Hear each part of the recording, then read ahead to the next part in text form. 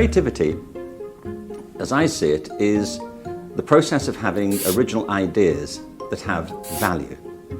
There are three bits to that. It's a process, it's not an event, it's rarely the case, it's not never the case, but it's rarely the case that if you're working on a creative project that you get the exact final version at your first attempt. That's true whether you're working on a mathematical theorem or a scientific hypothesis or an experiment or designing a bridge or a house or composing a piece of music. It's normally a process of trial and error.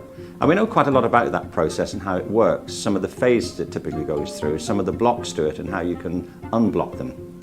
Secondly, it's about original thinking. It doesn't have to be original to the whole world, but it certainly has to be original to you. It may be original to your peer group. It may sometimes break the way people have thought about something since the beginning of time, but it's not a requirement of creativity that it has to be new to the planet.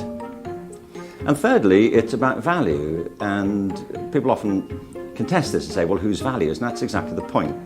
All creative processes involve evaluation, making judgments about whether it feels right. You can see it, you know, if you're writing a poem or if you're doing a design or planning a speech. Is that right? You're crossing it out, it doesn't feel right, it's not really what I mean, I'm not sure that's quite the way to go. So you're making judgments all the time. So creativity isn't some freewheeling process from start to finish. There's often an early stage to it where you're brainstorming, hypothesizing, but then it's work, it's crafting, and it's trying again and trying to get it right. So that's how I define it. Now the thing is about creativity that you can be creative at anything. People often say they're not creative. What they mean very often, in my experience, is they're not very arty. You know, they can't play an instrument, or they don't paint, or they don't do theatre or dance. So all those things in the arts can be very, very creative. But you can be creative at anything. You can be a creative mathematician, a creative chemist, a creative physicist, a creative cook, chef, you name it.